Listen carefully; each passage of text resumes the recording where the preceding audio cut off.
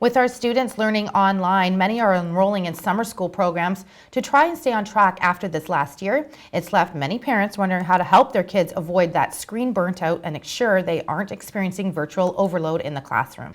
I'm here today with Alicia Kusner, who is a teacher and course developer at Ontario Virtual School, Ontario's oldest and largest online high school.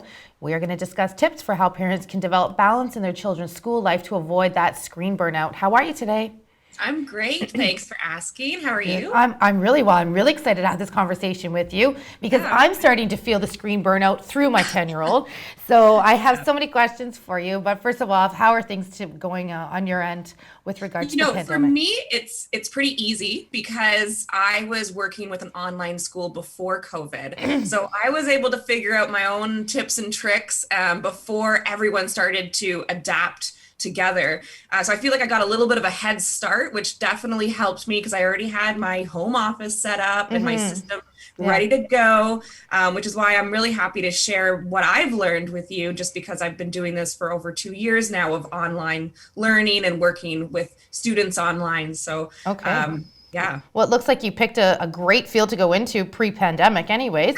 right. There's always Yeah. a positive to everything. So what are Yeah. some key symptoms and signals of screen burnout that you could share with our viewers today? And me, please. Yeah. So I feel like there's a couple that really stand out. I feel like every individual will express their frustration differently, whether it be when you get frustrated, you may act out with aggression, or sometimes students break down and internalize it. So really, I find that when it comes to frustration symptoms, Mm-hmm. that and irritability, that can show differently depending on the student or the child. Right. So knowing your child and trying to recognize the symptoms of frustration, Mm-hmm. because it could present itself differently depending on the child, as well as difficulty maintaining relationships. So if you found that your child was really before COVID was interacting a lot more with family, cousins, Mm-hmm. siblings, and then now they're not, that could also be a red flag with screen burnout. Maybe they're getting too stuck on their work, and so they don't want to spend time with their friends or their family, but a balance is definitely needed. Okay. And what I've noticed a lot more with the teenagers, because I personally am a high school teacher, Mm-hmm. is that they will end up getting insomnia because they will work too late into the night, Yeah. and then it will mess up the next day and they'll be incredibly tired and fatigued in the Okay. morning, which then will result in more irritability and frustration. Okay, good. That actually kind of leads into my next question because I know you've provided a lot of information. I've done some background research on this before this interview today. But what I want to know is the target age groups. Do you see any difference? Like what applies to someone in the junior grades, and let's say 4, 5, 6? Does that apply to the senior grades of 7 and 8? And also to that question, what about the high school? So should parents be concerned about this long-term effects as well, depending on their age group? Yeah, so I've noticed a pretty big difference. Like I mentioned, I am a high school teacher, but when I was a classroom teacher, because I was a classroom teacher for 5 years, I did originally do elementary. So I have experience with both for online learning for both groups, as well as the classroom setting when I was a classroom teacher for both groups. So it's kind of nice to sample all of it.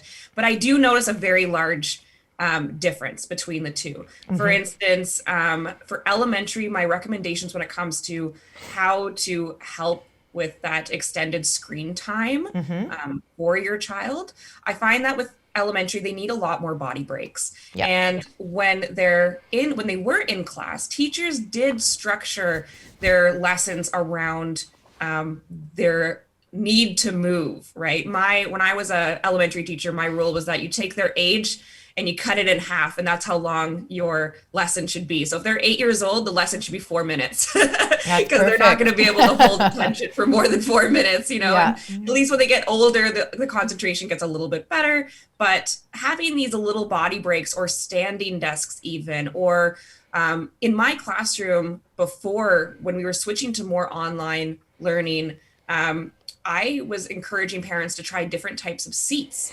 So, Mm-hmm. whether it be a yoga ball that they're balancing on and they're wiggling on. That's a good What's idea. nice about being at home is that these students can wiggle and they don't don't distract their peers anymore. So Yeah. they don't have to sit in a chair. They can sit in like a rocking chair, wiggle, and they don't have to get yelled at, by saying, stop wiggling so Absolutely. much. Yeah, my 10-year-old likes to wiggle a lot. Yeah, so Excuse now me. they can. They're free to wiggle because you're not distracting the people around you with your wiggling. Right. Also, for the long term effects of screen time, I've been encouraging parents with elementary kids to keep a water bottle next to them at all times. This was actually my rule in my classroom as well. I Okay. find that dehydration affects students' ability to concentrate. Mm-hmm. And so when you're staring at a screen for a long time, you kind of forget how long you've been looking at that Yeah, screen. for sure. For And a sure. bottle of water not only wakes you up because you get that fresh Mm-hmm. water to stimulate you again, but also the effects of dehydration are fatigue, headache, lack of concentration. And sometimes they don't realize that they're actually dehydrated and their Yeah. body, they just haven't learned how to read their bodies yet. Yeah. Also, I just wanted to point out, I know that my son starts his day off with a gym class. They do some push-ups, they do some burpees, they do some sit-ups and push-ups, and he's like, in his room training like he's training in the army. So is Yeah. that another method, or is that part of what's going on in the provincial standards as well? Was that Yeah. discussed? Yeah. So to start off just with the most recent one with the body movements in the morning, we used to call it brain gym. And it's the idea that your body and your brain are connected and that you have to nourish one in order to nourish the other. We are a system. You can't just focus just on the mental ability and not have your body moving. Right, So the absolutely. morning body energy movement is really important to, start that brain thought process and start the triggers of thinking. Appreciate it. I have so many other questions I'd love to ask you, I but know, I feel like we could talk for an I hour know. here. I would love to check back with you again in another month. We are waiting. I would like to know, at the end of the school year, what happens for next year? Do we move on to the next level if they're going from grade 4 to grade 5, but they haven't quite taken the full benefit of grade 4 studies to move Yeah. them on to grade 5? So I would like to connect with you again to discuss that. But I want to thank you very much for today, Absolutely. and I Thank you so much appreciate. for having me. Oh, no problem at all. Thank you. This is really informative and a topic in which I will circle back to you very soon. Great. Take care. Have a great day.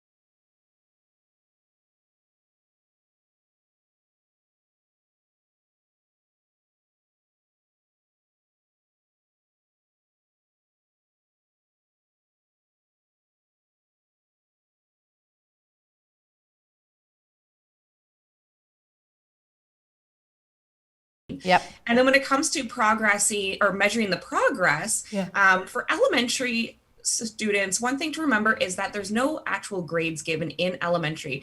Up until grade 8, there's no assigned grading, but there are expectations to reach. And the curriculum guidelines are online for both high school and elementary, and I encourage parents to read them over for what is the goal for the end of this class. What are they supposed to know by the end of it? Okay. And you just type in, like if it's grade 8 science, you just type in grade 8 science Ontario curriculum into Google or Yahoo or whatever you're using, and it pops up, and then you can see what the goals are for the end of that year. Whereas in high school, we do provide grades. And so high school has a system where we have 2 types of assessment: formative assessment and diagnostic assessment. With formative assessment, that is the scaffolding the students learning to get to the point where they can write a test for grades or an assignment for grades. Okay. And the formative stuff is not marked at all. It's just the quizzes that aren't for marks, just to see where they're at, the homework, discussion boards, participation. And that is what the teachers are looking for to see if the student is learning. Okay. And so that's why homework is important, for instance, and that's why participation is important, because a teacher never wants to give a test without knowing that they're ready to write the test. Exactly. So we want to make sure that they understand the information before we just drop essentially the test bomb on them and say, go, and then they freak out. And so there are a lot of formative assessments in high school, which can sometimes overwhelm students because they feel like they're being bombarded with these little tasks. But students should remember that it's not for marks. That's for the teacher to make sure that you are picking up what they're putting down. Whereas diagnostic assessment is 4 marks, and teachers in high school generally only have maybe 2 to 4 assignments that are 4 marks, and maybe 4 tests, because generally there's 4 units that are 4 marks. And so as long as the student and the parent understands that, it's the diagnostic assessments that are the most important, because that's the final grade. But when it comes to homework, it's okay to get feedback. It's okay to get things wrong, because that's showing the teacher that you're getting confused. Right. And that's when you have to reach out and say, I don't understand. But all that homework stuff doesn't impact your grade. It's just to scaffold you to the point where you're ready to give that product and get a mark for that. Okay, great. I appreciate all your feedback today. One last comment. So what was once how we measure the success of our children's learning rate, that cannot still be considered the same way we're measuring the success of this past school year. And I guess that's where I'm looking for some clarification as a parent, as well as to let our viewers know what to expect and what we should expect our children to learn after this unprecedented year. Yeah, for elementary, definitely go with the flow. Students may not hit every single outcome in the course, and that's okay. And teachers know that. Even when we were back in the classroom, we know that elementary kids are all learning and developing at very different rates because you're so young. And so if your child is struggling with reading up until grade 4, 5, 6, don't panic, because it might click a little bit later, and that's something that teachers are familiar with, where we know this. If you're not hitting an expectation in one grade, you might hit it the next grade. And then all of a sudden you pick it up and you get it. And once it clicks, it clicks. With high school, on the other hand, we are following very strictly with the same expectations as we did. Gotcha. That's what I wanted to know. Okay, great. I really appreciate